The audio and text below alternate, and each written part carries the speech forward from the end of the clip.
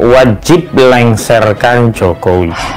Jelas menarik kedudukan Jokowi sehingga dia tidak punya status lagi sebagai presiden. Dia jatuh atau lengser dari jabatannya. Oh, kamu orang Islam yang punya negara, jangan memerintah, jangan melawan pemerintah yang sah meskipun itu salah. Jangan berontak, kritik silakan, tapi jangan Anda merontak lalu menyatakan ini harus jatuh. Ini jelas-jelas mengganggu. Tangkap saja, polisi jangan ragu-ragu nangkap. Ternyata sumpah yang dilakukan oleh Saudara Joko Widodo di dalam konstitusi itu tidak untuk menerapkan Al-Quran dan Sunnah. Dan sementara Undang-Undang Dasar 1945 itu bukan perintah Al-Quran dan Sunnah.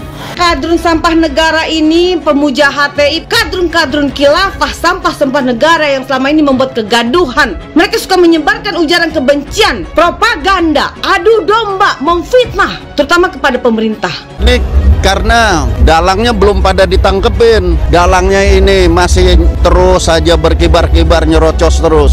Ada satu nih, mentornya nih, HTI yang ingin merusak keutuhan NKRI dengan memaksakan ambisi keagamaannya dia. Agama menurut dia, bukan agama menurut yang sebenarnya. Lalu kalau saya lihat fotonya, ya tampang-tampang sih, tampang kurang gizi, orang nggak jelas. Wow, ternyata dia memang benar kadrun.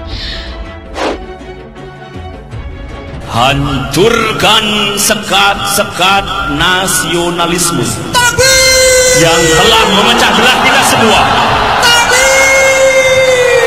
Jadi keliru sekali ketika ada yang menyatakan anugerah terbesar bagi bangsa Indonesia adalah Pancasila. Keliru. Justru anugerah terbesar ya bagi hidup kita, juga bangsa kita, negeri ini, Indonesia, adalah menegakkan khilafah.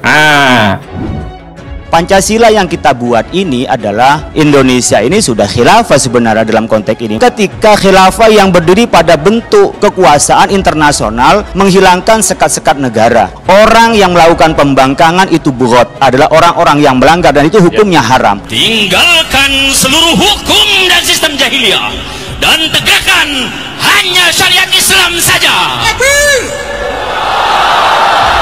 Kepemimpinan yang tidak menerapkan khilafah ini itu masuk 3 kategori: zalim, fasik, bahkan kafir gitu. Karena Saudara Joko Widodo tidak memimpin untuk menerapkan Islam. Kalau benar Anda menemukan satu sistem yang diajarkan secara persis oleh Al-Quran, Al-Hadis tentang khilafah, saya jadi pengikutnya, saya akan mengkampanyekannya. Tapi pasti itu tidak ada karena saya sudah berkeliling pesantren, berkeliling perguruan tinggi. Saya tanya mana sih dalilnya? Tidak ada. Yang mengatakan bahwa khilafah ini adalah ajaran Islam. Dari mana? Jangan kerdilkan Islam seolah-olah Islam itu mewariskan sistem politik yang penuh darah itu. Penuh dengan pembunuhan, penuh dengan penyelewengan, baik terhadap syariat maupun hakikat. Maka kami akan bersungguh-sungguh berjuang untuk menerapkan syariah Islam secara kafah dalam naungan khilafah. Amin. Amin. Amin. Kita harus hati-hati karena yang seperti ini, kelompok yang tidak mengerti, selalu melakukan provokasi dan menyatakan setiap kebijakan pemerintah itu salah. HTI adalah organisasi terlarang yang ingin menggantikan ideologi bangsa, tentu harus dibubarkan. Negara ini dirugikan apa oleh HTI? Tunjuk satu saja kerugiannya. Begini, bagaimana sistem pemerintahan kita, dasar negara kita itu harus diganti. Itu salah enggak? Salah kan? Salah enggak? Itulah radikalnya. Itu persoalannya. Di mana letak kesalahan bendera ini? Ini kalimat mulia. La ilaha illallah Muhammadur Rasulullah. Lah kalau kita dipaksa menjauh dari agama kita, menjauh dari kalimat tauhid, ini kan sama saja ingin menjauhkan umat Islam dari agamanya. Patokan dasar dalam perjuangan Islam itu substansinya, bukan simbol-simbolnya, bukan namanya, bukan benderanya. Saya punya bendera tauhid banyak macam-macam. Nggak pernah saya melarang bendera tauhid. Tetapi bendera tauhid yang disalahgunakan untuk menekan orang lain, untuk menjelekkan orang lain, itu yang saya lawan. Negara Pancasila ini sudah final. Kalau ada yang keluar dari Pancasila, dari Undang-Undang Dasar 45, dari NKRI, dari kebinekaan kita, itu hal yang sangat fundamental sekali. Kalau ada ormas yang seperti itu, ya kita gebuk. Saya Jokowi, saya Indonesia, saya Pancasila. Khilafah bukanlah sesuatu yang baru terdengar di telinga banyak warga Indonesia. Khilafah mulai diperkenalkan semenjak organisasi Hizbut Tahrir Indonesia atau HTI bertandang di negara merah putih ini. Setelah organisasi eksklusif ini dibubarkan oleh pemerintah, khilafah mulai hilang kendali, sehingga ia berjalan bagai anak ayam tanpa induknya. Seperti diketahui, Ahmad Qosinuddin pernah menjadi pengacara Gus Nur yang terdakwa kasus ujaran kebencian dalam ceramah-ceramahnya. Ahmad Qosinuddin juga pernah menjadi Direktur Pusat Kajian dan Bantuan Hukum Hizbut Tahrir Indonesia atau HTI. Pada tahun 2020, Ahmad Qosinuddin juga pernah ditangkap polisi. Ia ditangkap atas tudingan menebar berita palsu, namun tidak sempat ditahan. Rekam jejak Qosinuddin ternyata akhir-akhir ini baru tercium bau-bau khilafah. Karena Qosinuddin sangat optimis dengan konten di media sosialnya tentang masa depan khilafah dijadikan sebagai sistem di sebuah negara dengan menggantikan sistem demokrasi. Sangat disayangkan pengetahuan Qosinuddin. Seharusnya pengetahuan ini tidak digunakan untuk sesuatu yang tidak baik, yakni khilafah. Khilafah dinilai tidak baik karena ia bersifat imajinatif. Khilafah tidak bakal terwujud dan benar-benar menjadi sistem di suatu negara, apalagi di seluruh dunia, karena mustahil terwujudnya sistem pemerintahan yang diakui oleh seluruh negara di penjuru dunia. Kita tidak habis pikir semangat pengusung khilafah dalam memperjuangkan sistem ini. Mereka seakan-akan mengharapkan sesuatu yang bermanfaat sedikit pun, sehingga tidak bernilai apapun. Mereka tampil di belakang khilafah hanya untuk menjadi oposisi pemerintah dengan tujuan politis.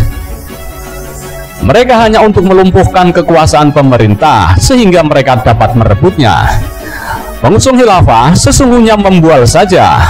Mereka tidak percaya atas apa yang diperjuangkan. Sangat mungkin ketika kekuasaan didapat, mereka pasti tidak bakal memperjuangkan khilafah lagi. Mereka akan tetap kembali ke demokrasi karena hati nurani mereka hanya terpaut terhadap demokrasi. Sadar atau tidak, pengusung khilafah dalam hati nuraninya ingat bahwa demokrasi merupakan sesuatu sistem yang dibangun dengan darah perjuangan oleh beberapa pahlawan bangsa. Sangat tidak bermoral orang-orang yang tidak memperjuangkan apalagi bersikeras menggantikan demokrasi dengan sistem yang lain.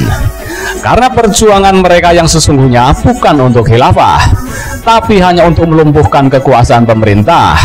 Maka tidak boleh baper merespons setiap argumentasi yang disampaikan mereka tentang khilafah. Anggap semua argumentasi mereka sebatas membual saja. Maka dari itu, pemerintah atau rakyat tidak boleh terpengaruh dengan modus khilafah yang dikampanyekan oleh pengusungnya. Tetaplah bersikap optimis dalam menjalankan sistem demokrasi tanpa berpikir negatif yang dapat merusak sistem demokrasi yang sudah ada. Pikiran negatif ini akan berakibat negatif pula terhadap masa depan seseorang. Qosinuddin itu adalah seorang politikus. Pasti pikirannya tidak selurus agamawan fundamentalis. Qosinuddin pasti punya kepentingan di balik semua kampanyenya tentang khilafah. Secara general, kepentingan yang dimaksud adalah kekuasaan. Qosinuddin pasti sadar bahwa tidak ada musuh yang abadi di dalam politik. Sebaliknya, tidak ada teman yang abadi pula di dalam politik. Boleh jadi sekarang di saat berjuang menggapai kepentingan yang dirahasiakan, Qosinuddin masih sangat soulmate dengan pengusung khilafah. Karena sekarang mereka sepemikiran, tapi begitu kepentingan itu tercapai, Qosinuddin pasti berubah haluan dengan memusuhi khilafah. Rubah prinsip kedaulatan rakyat, tinggalkan seluruh hukum dan sistem jahiliyah, dan tegakkan hanya syariat Islam saja. Yang harus kita lakukan di dalam perubahan besar ini adalah menegakkan khilafah, khilafah, khilafah, khilafah, khilafah, khilafah. Song-songlah perubahan besar dunia menuju khilafah. Takbir, takbir, takbir, takbir. Kibarkan raya Allah.